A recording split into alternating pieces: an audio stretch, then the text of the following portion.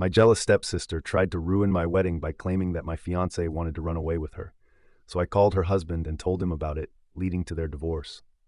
Hey everyone, before we dive in, I have a quick favor to ask. If you enjoy content like this, please hit the subscribe button. It's free, supports the channel, and ensures you never miss out on amazing videos. Alright, let's get started. I, 25F, recently got married to my fiancé and boyfriend of almost 7 years, Noah, 25M. My entire family was invited to the wedding, including my stepsister Charlotte, 24F. Our parents got married when I was 9 years old, and Charlotte was 8. My mother married her father, and we were fine with it at the time, because we had already known each other for a couple of years. Our parents had been together for almost 3 years before they got married. So, to be more accurate, we actually met each other for the first time when I was 6 and she was 5. We got along reasonably well. I lived in a neighborhood where there were not a lot of kids to play with, and whenever Charlotte and her dad would come over, I would be thrilled and we would have a great time. Even as we grew older, we had a nice relationship, and I considered her a close friend, even up until middle school. It wasn't until we started high school that things started going wrong between us, and it was so typical and sad because it happened due to a boy. Noah, to be more precise. My dad had cheated on my mother with a friend of hers when she was pregnant, and promptly decided that he wanted nothing to do with her or me after I was born. When he was caught, he signed away his rights and moved away with his girlfriend. They were never married, so she never saw him again. Since my grandparents were reasonably well off, she decided that she didn't even want child support from him because she wanted nothing to do with him anymore. So I never met my dad, and I don't know him. My stepdad was pretty much the first father figure that I had in my life. Charlotte's mother had unfortunately passed away when she was very little from multiple health issues, and the pregnancy had just complicated things. So my mother had full custody of me, and Charlotte's dad had full custody of her. When they started dating and moved in together, we ended up spending all our time with each other. She was close to my age, and it was great because I had a constant companion. As I had mentioned before, Charlotte and I were really close until high school. She had started her education earlier than usual, so even though she was a year younger than me, we were in the same grade at school. We started high school together and had a bunch of classes together as well. And with us, we had Noah. His family had moved to our town that year, and he was the newest student in our high school. I took a liking to him almost instantly, and unfortunately, so did Charlotte.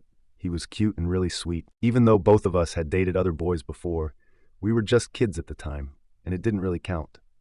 I could sense that Charlotte liked him just as much as I did, so I decided to talk to her about it, and we promised each other that neither of us would try to make a move on him or get with him out of respect for the other, because we didn't want to let a boy get in between us. We were just teens and we liked a boy. Big deal. Both of us figured that we would be able to move on from our little crush on Noah. But unfortunately, it didn't work that way. Since the three of us had a lot of classes together, we ended up becoming good friends. As I got to know him, I started liking him even more. He was everything that I wanted in a guy, but I knew what I had promised, and I kept things strictly platonic, even though Noah would constantly try to flirt with me. I never reciprocated, because I knew I couldn't hurt Charlotte. She and I never talked about him at home or otherwise, because we knew this was a sensitive topic for both of us, and we didn't want to bring it up with each other. So that's how things went on until our senior year, around the time that people were asking each other out for prom. I was about to say yes to some other guy when I found out from Noah that Charlotte had asked him to go to prom with her. He had confronted me when I was on my own and told me that Charlotte had not only asked him to go to prom with her, she had also confessed that she had feelings for him and wanted to be more than friends. I was shocked that she would do such a thing after promising me that she would never make a move on him and telling me to do the same. It was just unacceptable, and I was hurt by it. But then Noah also told me that he had turned her down because he didn't see her as anything more than a friend. Even though he had always felt that she was trying to get with him, he had never reciprocated. He told me that for the past couple of years, ever since he joined the school and became friends with us, Charlotte had been trying to flirt with him and acted differently around him when it was just the two of them. He had sensed that she liked him, but he didn't do anything about it.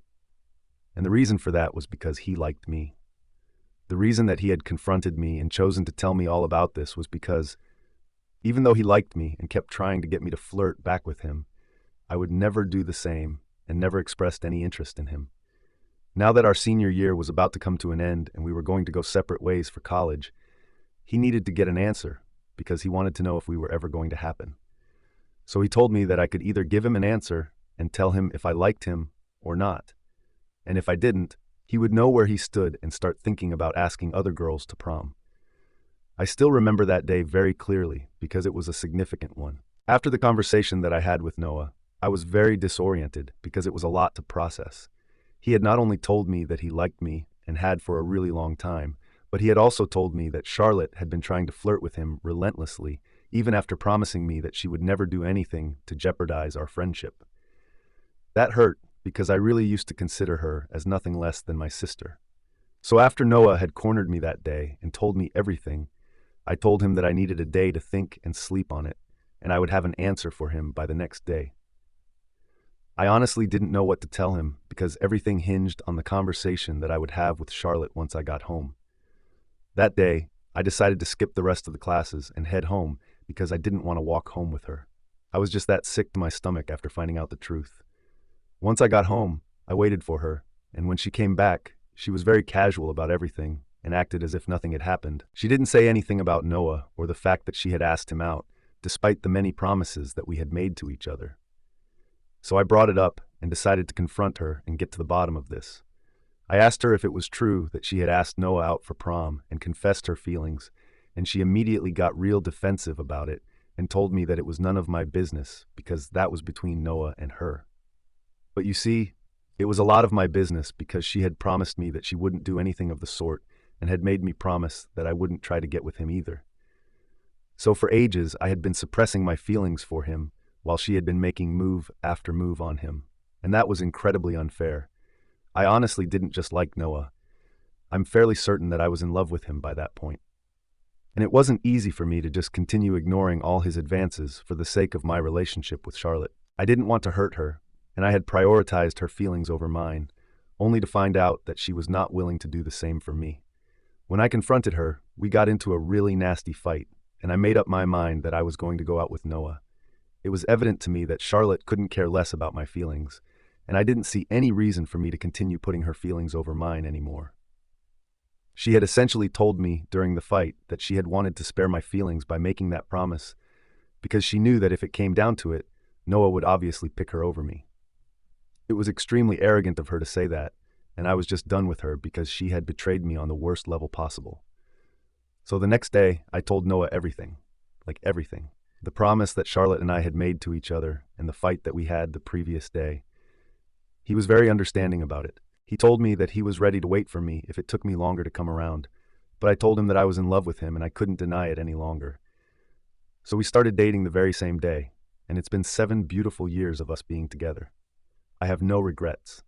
Obviously, we had to cut Charlotte off, and we didn't speak to her again after that day.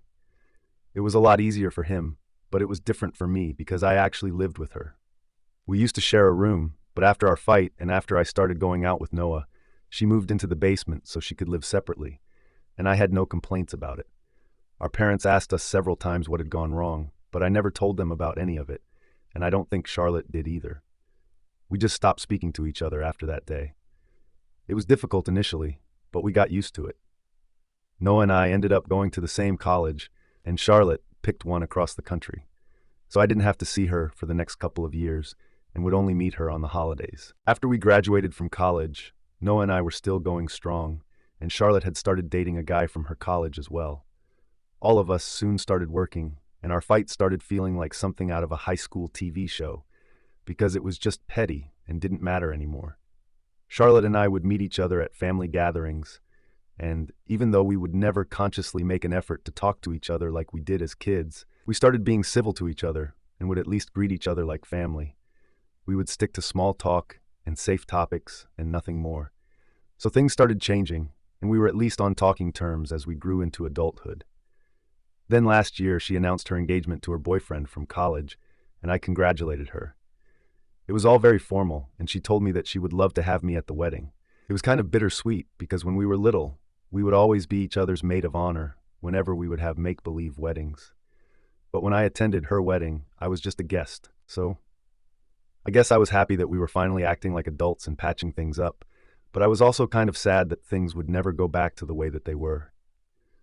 We had been on speaking terms since then, and she even seemed to be fine with Noah. Of course, I had the good sense not to bring him to her wedding as my plus one, because that would be kind of weird and insensitive, even though she had moved on completely and was actually getting married to someone else. But sure enough, she picked up on it, and when we were talking and socializing after the ceremony, she told me that I could have brought Noah along with me because she had moved on and didn't care about it anymore because it was all in the past. But I guess I shouldn't have taken her word for it, because what happened recently was a testament to the fact that she had, in fact, not moved on even one bit and was still a humongous jerk. A couple of months ago, I'd say 8, Noah proposed to me, and I obviously said yes because the timing was just right. He had just been promoted at work, and I had quit my job to join my friend in her startup, both of which were great things. I was looking forward to having a stress-free, drama-free wedding, but I guess I shouldn't have invited Charlotte if I wanted that. She congratulated me when I got engaged, and that was it. I thought that things were fine. I invited her to the wedding, and she accepted the invitation. There was no way that I was expecting anything to go wrong. But a week ago, on the day of the wedding, Charlotte decided that she was going to make one last-ditch effort to ruin my relationship. Noah and I were getting married in a hotel a little out of town, and most of our close friends and family members were living in the hotel with us. The two of us, along with our parents and bridesmaids and groomsmen, arrived 2 days ago, while other family members, friends, and people coming from out of town reached a day before the wedding. Now, Charlotte and her husband were supposed to come to the venue a day before the wedding, but they showed up on the same day as us, which threw us off a little. But they made it seem like an honest mistake, and luckily, or maybe unluckily, the hotel did have some vacant rooms, so it worked out for them. I genuinely believed that Charlotte had made a mistake and didn't think much of it, because I had no idea what she had up her sleeve.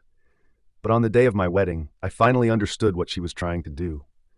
I was getting my makeup done and stuff when I noticed her constantly looking outside my room, and I thought that it was a bit strange. The guests were supposed to be either in their rooms or just having fun. After all, we had booked a major part of the hotel that we were staying in, and they were free to do whatever they wanted until it was time for the ceremony.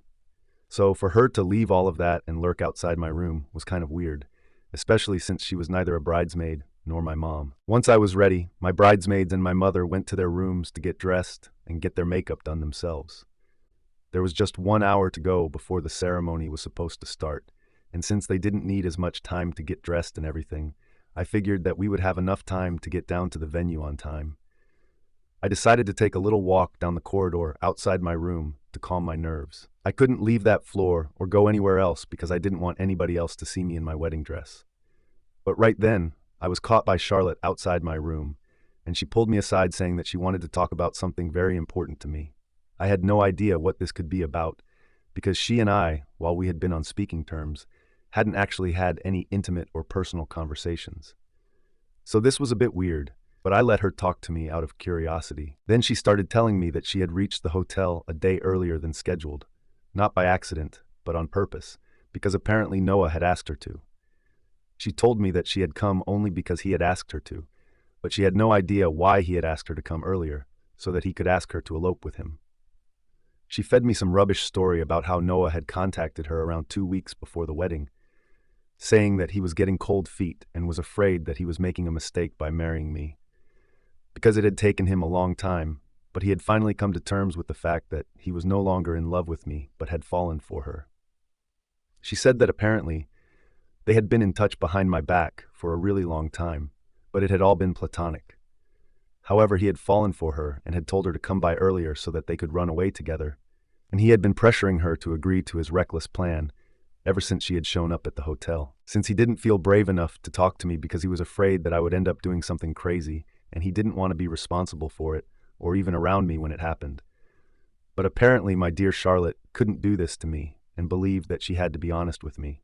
So she, like a normal person, had picked the hour before my wedding to come clean to me about this huge thing.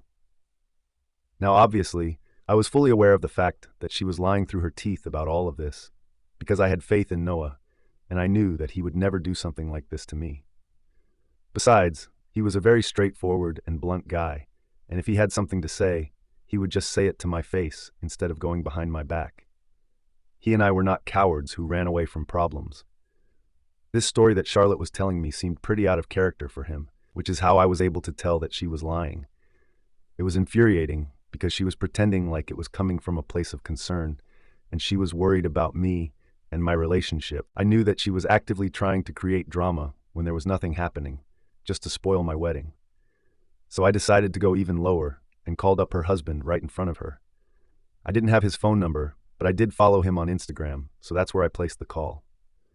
I was pretending to be devastated, and I was standing in front of Charlotte, so she couldn't exactly see what I was doing on my phone. But she didn't stop me because she figured that I was probably going to call Noah and confront him, or even break up with him, and that's what she wanted. But she didn't have a clue that I was actually calling her husband, who was in another part of the hotel, and thankfully, he answered my call.